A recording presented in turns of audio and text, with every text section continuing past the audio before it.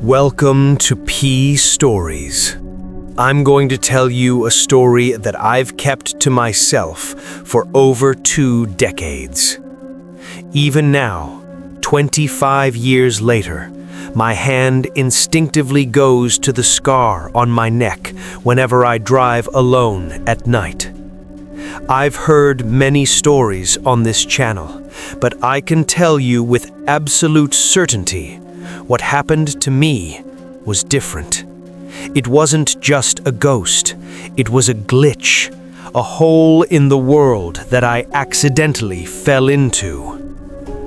Back in the late 90s, I worked for an import-export firm.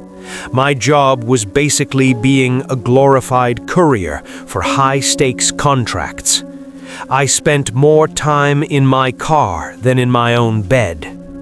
Usually, the company required us to travel in pairs for safety, but I was young, arrogant, and preferred my own company. I liked the silence.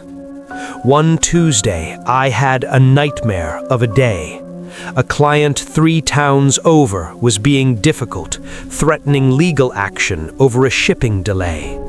By the time I managed to smooth things over and get the documents signed, it was 3 p.m. I was drained. I just wanted to go home and crash. But when I got back to the office, my manager was waiting. "Sam, I need a massive favor. This contract needs to be in the next county tonight. If we wait until morning, they'll pull out. Do this, and I'll give you the rest of the week off, paid." I should have said no. My body was screaming for sleep, but the lure of a 4-day weekend was too strong. I downed a large black coffee and hit the road. By 9 p.m., the job was done. The client offered me dinner, but I could barely keep my eyes open. I lied and told him I had food in the car, just so I could leave. I was driving down a narrow 2-lane road, nothing but pine trees and darkness on either side. The fog was rolling in, thick and heavy. I realized then that if I didn't stop, I was going to drift off the road. I found a spot under a massive, ancient oak tree. I pulled over just enough so my left tires were on the dirt and my right were still touching the asphalt. I didn't want to get stuck in the mud if it rained. I was paranoid about carjackers, so I pulled the keys out of the ignition, tucked them deep into my pocket, cracked the window just an inch for air, and leaned the seat back. The silence was unnatural. No crickets, no owls, just a heavy, suffocating stillness. Within minutes, I was out. I jolted awake about an hour later. My mouth was dry, and I reached for a water bottle in the passenger seat. As I took a sip and looked out the window, my heart didn't just skip a beat, it stopped. I wasn't on the road anymore. I was parked in the middle of what looked like a derelict, abandoned village from the 1800s. Tiny wooden cabins, gray and rotting, were huddled together. There was no concrete, no road, just gray dirt and these husks of houses. "What the hell?" I whispered. My voice sounded thin, like it was being swallowed by the air. I thought I was sleepwalking. I got out of my car, my boots crunching on the dry earth. I walked toward the nearest cabin. The door was hanging off its hinges. Inside, there was nothing but dust, cobwebs, and the smell of ancient rot. No furniture, no signs of life, just emptiness. I ran back to my car, panicked. I jammed the key into the ignition. Click, click, click. Nothing. The battery was dead. I started running. I didn't care where. I just needed to find the road. After 10 minutes of sprinting through the woods, I burst out onto concrete path. My heart soared. It was the same road where I'd parked. I followed it back to the big oak tree. There was my car, exactly where I'd left it. I felt a wave of relief. It was just a night terror, I told myself. But as I got closer to the driver's window, I froze. Someone was sitting in my seat. It was a man, white shirt, short hair. He was slumped against the steering wheel. As I crept closer, I saw the blood. Dark, thick blood matted his hair and soaked his entire shoulder. It looked like his skull had been crushed. I reached for the door handle, but then I saw his face. It was me.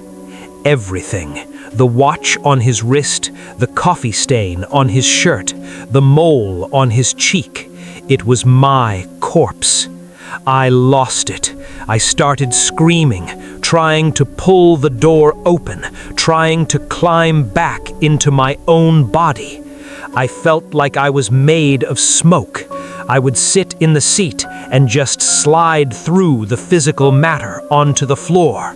I spent 10 minutes in a blind, sobbing frenzy, trying to re-enter my life. You can't go back in there, kid. I spun around. An old man was standing near the trees. He was hunched over, clutching a gnarled wooden cane, his eyes milky with cataracts. "Is he dead?" I gasped, pointing at myself. "He's dead," the old man rasped. "And once the body's cold, the door stays shut. I tried for years. I'd get back in, but the heart wouldn't beat. I'd just sit there, rotting, until I slipped out again. Now I'm just here." He looked around at the gray village. "We all are." I refused to accept it. If I was a ghost, I wanted to really die. I didn't want to stay in this gray limbo with this old man. I ran into the woods looking for a cliff, a river, anything. But the woods just looped. Every path led back to the village. In a moment of pure, temporary insanity, I picked up a jagged, sharp branch from the ground. I thought, if I kill this spirit, maybe I'll wake up. I pressed the sharp wood against my throat and pushed. I felt everything, the cold wood tearing the skin, the hot blood pouring down my chest. It wasn't ghost pain, it was agonizingly real. I slumped to the ground, praying to a God I hadn't spoken to in years. "Please, let me wake up. Let me go home." I opened my eyes. I wasn't in the village. I was in my car, but I couldn't breathe. The car was filled with freezing, muddy water up to my chest. The windshield was submerged. I had somehow driven or been moved into a canal. The silence was gone, replaced by the beautiful, chaotic sound of crickets and the rushing stream. I fought the door. The water pressure was holding it shut. I kicked, I screamed, I clawed at the glass, until finally the seal broke and I tumbled out into the muddy bank. A passerby on a motorcycle found me shivering on the side of the road. When the paramedics arrived, they didn't ask about the crash first. The medic looked at me in horror. "Son, did you try to do this to yourself?" He handed me a small mirror. My neck was a raw, shredded skin. It looked like someone had taken a wooden stake and tried to saw through my jugular. My arms were covered in deep purple bruises where I had pinched myself to wake up. The police asked how I got there. The canal where they found my car was 15 miles away from where I had pulled over to sleep. And the most terrifying part? The police asked for my keys to tow the car. I reached into my pocket. The keys were still there, right where I had put them before I fell asleep. I have the scars to prove I was there, but sometimes when I'm sitting in traffic or waking up in the middle of the night, I look at the people around me and I wonder, did I really make it back? Or am I still in that car, slumped over the wheel, while my mind creates this world just from keeping from looking at the old man in the woods? How sure are you that you're in the real world right now?